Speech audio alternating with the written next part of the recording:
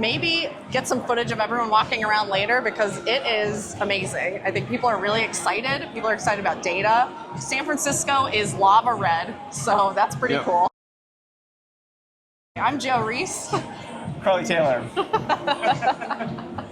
I'm Carly Taylor. I'm a field CTO in gaming here at Databricks, and I'm Joe Reis. I am a data engineer, author, speaker, educator here at Databricks Data and AI Summit.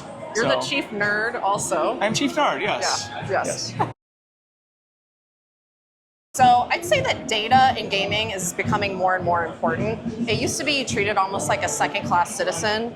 Game companies have always collected a lot of data, but they used it more for the development process and didn't really leverage it for anything like analytics, marketing, recommendation engines, machine learning, anti-toxicity, anti-fraud until I saw an explosion maybe in the last 5 years. So now all of the big players are realizing that this is super important. And I'm even talking to a bunch of indie studios and they're planning their data strategy alongside doing green lights for their studio. So it's incredible to see it being pushed as more of a first-class citizen and actually a blocker to ship, which it never used to be. You know, you can ship a game without data and analytics, but do you want to? Those are the good old days. So that's back when I was just running, wild on video games and just, cheating and not getting caught. And now it's, now I have to show up to conferences. I have nothing else to do with my time. You may have been a professional video game cheater, hacker, if you didn't become a data engineer. Yeah. Well, there's still time. Don't let your dreams be dreams. Oh, thank you. It's very inspiring. I would say, obviously, learn the fundamentals. Those don't change. But couple that with, I would say, going full in on AI. There's a lot of really cool stuff happening. It seems on almost an hourly basis. And so, I would just say master the current state of AI, and become part of the future. The cool thing is, in a lot of ways, a reset button has been hit on the entire industry. And what I tell especially aspiring, not just data engineers, but software engineers, data scientists, you have a chance to not just get into an industry, but reinvent it and come up with new roles, new ways of doing stuff that even old people like us couldn't figure out because we're stuck in our ways or whatever. But there's such a huge once-in-a-generation opportunity to do something completely new, completely different, and I think really set the course for not just the next couple of years, but for your career for the next decade. So I think it's an exciting time to be in the field. So I like that. Reinvent things. Now is the time, right? It is. It really is, though. Yeah. I'm going to become a video game cheater. Just kidding. Oh my God, yeah. And I'm going to get you. Yes. Probably will, actually. I'm staying. Every step you take, I'll be watching you. Oh, okay. Well. Well, it's actually interesting that you asked that. So I have used Databricks long before I started working here. And I think the biggest way that it helped me, especially in my role, was the ability to do real-time machine learning and analytics, right?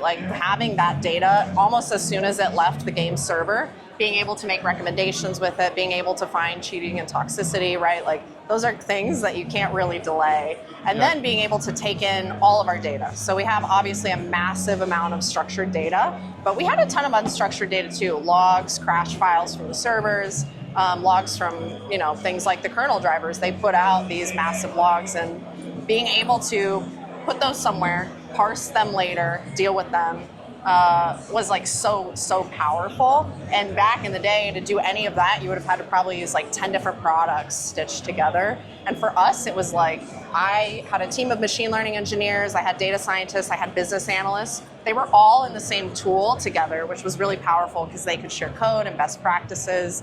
We built our gold layer in our database right in Databricks and had everyone knowing how to use it, what KPIs meant, what they were, how we defined things as a business, and it centralized and governed everything we had to do. Well, isn't that crazy? That's crazy because that's all of the data I generated. So wow, yeah, it was just you running around and losing every gunfight. Yeah, I'm not dumb, so it's a lot of being mistakes. A total noob. Yeah, it happens. Yeah, we saw you. You actually had a negative KD somehow. It's A crazy. -1? Negative kill death ratio. Yes. Well, it's fun. I play with my kids a lot, though, and so they always do come across game cheating. Yeah. In games like Fortnite, for example, and it irritates them to no end, for sure. Yeah. So, well, in a competitive environment, you have to believe that you're on a level playing field, or else it's not fun. Right. You know, and so. Yep. That's why I don't play video games. That's why. I'm kidding.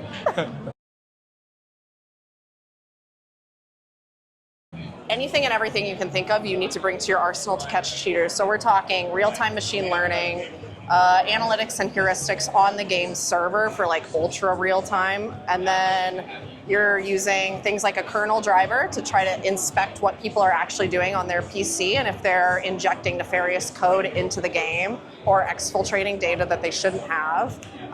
For things like pixel bots, which are computer vision hacks that look at the screen. You're trying to see superhuman aim if they're too fast. There are scripts people run that reduce recoil and make it easier for them to fire their weapon. This is all for first-person shooters, by the way. You can see those in the data because the data is quantized. It doesn't look like normal movement. It actually has these patterns that you can see with like discrete non-human movement in the joysticks. So like, honestly, any touch point for a game that you can think of, cheaters are trying to exploit and anti-cheat teams are trying to protect. So the entirety of the game executable. Let me ask you this. So with AI, maybe agentic AI, what do you foresee as sort of the future of the anti-cheat field? Like, I'm guessing this stuff is going to keep evolving at a very exponentially fast rate. It's an arms race like everything else. Okay. So we actually have a video that I'll send to you that you can link to of someone who built a fully autonomous aimbot. And it's a robot, and it has hands, and it runs a computer vision algorithm on its screen, and it can play the game, right? That's pretty cool. And so then how do you find that? Like, you basically need like proof of life now for human gamers to differentiate them, right? So that is going to be a future where like it's 100% dependent on heuristics. So hopefully you have a deep roster of professionals and people you understand who are like the best ever, and then you benchmark against that, right? I think it's a similar way that you would probably find people likely to be cheating or doping in sports is what is the best capable of, assuming we continue to push the envelope and people get better, what is a normal rate of progression in terms of skill, and where is someone an outlier? And then where are they continuously an outlier? And if there's anything you can find that might flag it to make it look not great. The good thing about cheaters, though, is that a lot of them are trolls. So they want you to know that they're cheating, which means they're not trying to blend in all the time. Some of them do. They're not trying to blend in and just seem like a really good player. Some of them want you to be like, oh no, this game is infected with cheaters, because they like to grief. Those people are easier to find than the people who try to blend in and seem maybe like they're just a professional. Okay. So it's not like Lance Armstrong, who would be like... Do you think he also cheats in video games? Does he play video games? Who knows? Ooh, we can find out. He might be one of the best players in the world, actually. Oh my gosh, what if he was? Yeah. And then no one ever believed that he was like really good. But he's like he ruined it. his gamer tag is Lance Armstrong. I'm not cheating. Yeah, anti-roids. Yeah, I don't know, but I mean, it'd be like him, like having like a doping company shirt on his shirt, like a logo on his jersey. There's that meet that's going to be like where they're allowing people to dope. Oh, Have you seen this? No, that's pretty cool. Yeah, they're like there's like a whole competition where they're letting swimmers do performance-enhancing drugs to see what they can do. Like a bunch of athletes are going to this competition, but they're allowed to be on PEDs. That's You pretty should cool. see some of the guys there, like, yoked. Yeah, they look like me. I'm kidding. But that's actually an interesting point with the game stuff. So maybe is there a situation where you kind of just have a tournament of all the agents, all the bots, just let them do their thing, and then that's kind of your benchmark. Like that's what that would look like. Let them just mess with each other. Yeah. So that is a known thing in the gaming industry. Okay. Players call it Cheater Island. So it's where you put them all together so they can just ruin each other's day and not ruin normal people's day. The thing about cheaters, too, is that they like to know they're ruining someone else's day, and they don't care to ruin each other's day. So they want to be in Gen Pop, right? Like they want to break out of Cheater Island because it's not fun for them. It's only fun for them to hack against like a normal person. We could do a whole psychological study. Basically, we need a psychic here. In fact, we should do that right now, here. Yes. Let's unpack this. Why are you the way you are? Yes. I don't know. Don't know. Sorry, we get off topic. I mean, it's the Joe and Carly show. Yeah. Yeah, I don't know, man. I don't know. The future. Chess, though. Chess is interesting. Chess is very interesting. Yeah. But see, there's like a very well understood skill algorithm for chess, right? Like ELO is the gold standard. So like if someone is consistently outperforming. Yeah. Then you just have a documentary made about you. Yeah. Yeah, exactly. Yeah. That's what happens People there. say you're a cheater, and then you have to play live and Like, prove no, it. man, I'm totally not doing that. And then you go to crazy lengths to cheat in live games. Remember that guy? Yeah. Yeah, crazy. That was wild. Yeah. Don't cheat at games. And come to Databricks AI Summit. And come to Databricks AI Summit. Yeah. It's been great, though. Thank you.